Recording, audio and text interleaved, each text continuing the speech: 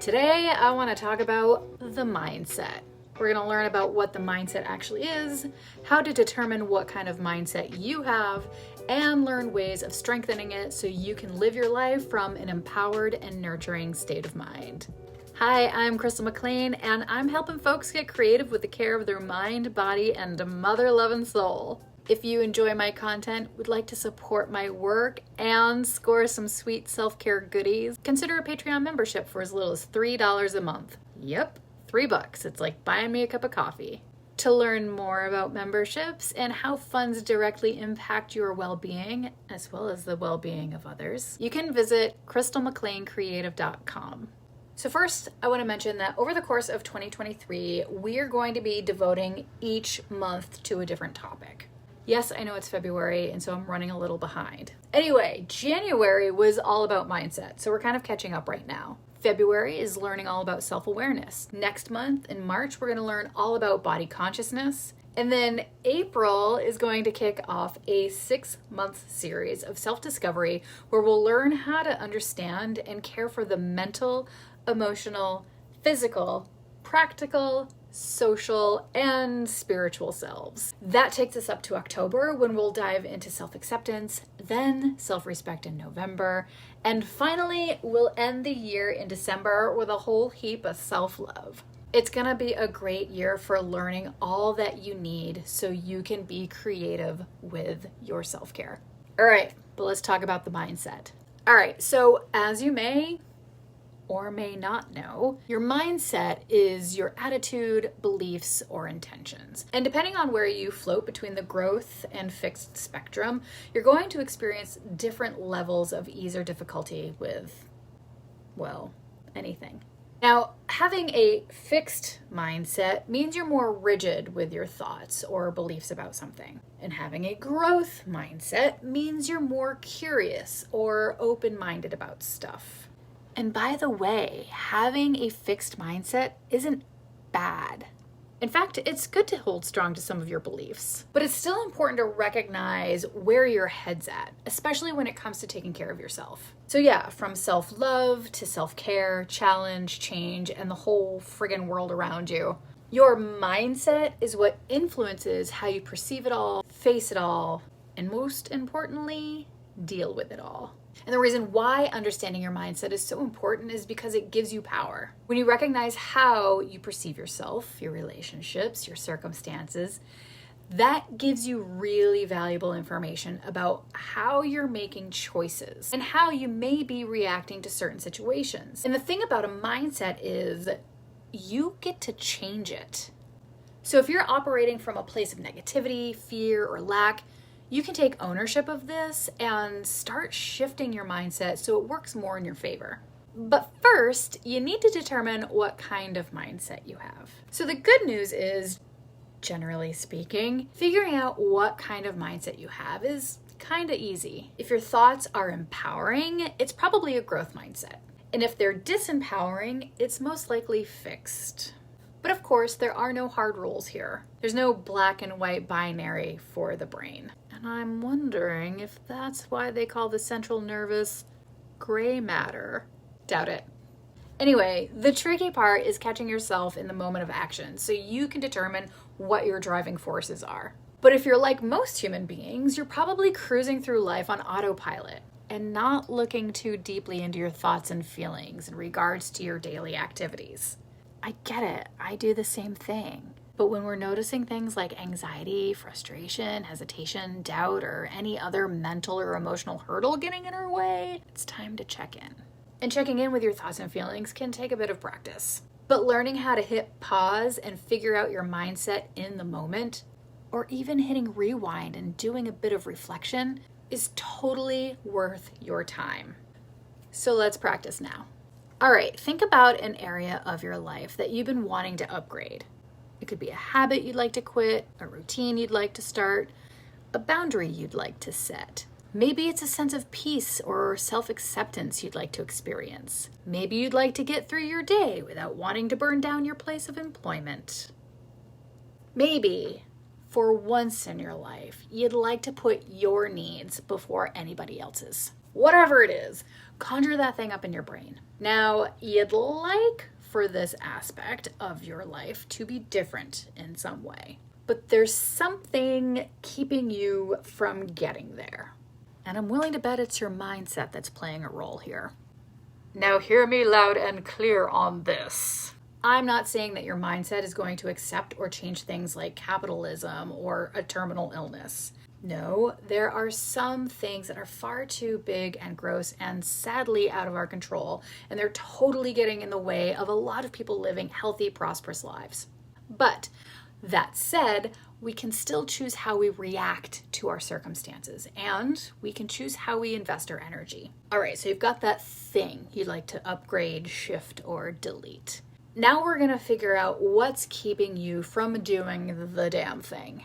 When you think about yourself, your body, your abilities, personality, worthiness, capacity to deal with challenges, change, boundary setting, anything, there's a bit of subconscious programming that's influencing these thoughts. And your thoughts or beliefs about something will cause you to feel certain ways. And the choices you make and the actions you take are very heavily influenced by these feelings. So it's really important that you pay attention to your thoughts. But here's the thing. Sometimes we ignore our thoughts. We can easily distract ourselves with things like cell phones or busy work, but it's not quite as easy to escape our feelings. We may not have a super clear definition of our emotions, but we have a general sense, like you may be feeling low or depressed. But with a bit of digging, you might actually realize that it's grief or loneliness that you're experiencing. You may be feeling overwhelmed, but really it's fear of failure or being seen as vulnerable. See what I'm saying? By the way, I have a free feelings chart that you can find down in all this like bio-y stuff, and it'll help you more clearly identify your emotions. Anyway, the more clearly you do identify your feelings, the easier it's going to be to figure out the cause of these feelings, i.e., figure out your thoughts and figure out your mindset. Okay, so back to that thing you want to do. Now, there's a big space between where you are now and where you'd like to be after you attain this thing. And within that space, there's a lot of work, a lot of letting go, a lot of unlearning, and a lot of change. And if there's anything I know about people, it's that we like things to be easy. We're stubborn and we hate change. Even if that change is a positive thing, our subconscious likes predictability and routine. We feel safer when we have structure. Even if that structure is a broken down shitbox, we're familiar with it, you know? And the brain likes that. Brains are dumb. That said, there is a pretty cool feature to the brain, and that feature is neuroplasticity. But we'll get into that in a minute. For now, I want you to sit with the idea of where you are now and where you'd like to be. And when you think about that space between these two places, what's coming up for you? When you think about the work and the effort and the sacrifices, how do you feel? Now, take that feeling and reduce it down into all of its basic parts. Let's say it's overwhelm. What are the specific feelings that are causing that overwhelm? This is when ideas and thoughts and beliefs and even questions start popping up. That's the foundation of your mindset. Now, before you forget these thoughts and feelings, quick stop, hit pause, and write them down. This is valuable information for transforming your mindset. All right, now that you've got that information, you can start questioning these thoughts. Where the hell do they come from? Are these really your thoughts or do they belong to somebody else? Are these thoughts true? I mean, really, are they? Now here's a little checklist so you can determine whether or not your thoughts are empowering or disempowering. And if they feel like a kick in the shin, then we're going to learn how to upgrade them into something more supportive. All right, so disempowering thoughts are controlling, manipulative, assuming, condescending, belittling, hindering, projective, restrictive, disapproving, and hurtful. Whereas empowering thoughts are encouraging, liberating, supportive, accepting, inspiring, motivating, reassuring, strengthening, forgiving, and caring. So if you've got a thought and you're not sure where it stands, dig a little deeper. Like you might be having a thought that sounds like, this is hard. And that's fair. Most things in life are hard. But where do you and your beliefs about your abilities lie when it comes to hard things? Maybe you don't feel you're capable. Maybe you're afraid of failure. Whenever you find a thought, dig a little deeper. Keep questioning it. What's causing you to believe that you're not capable? How did you become afraid of failure?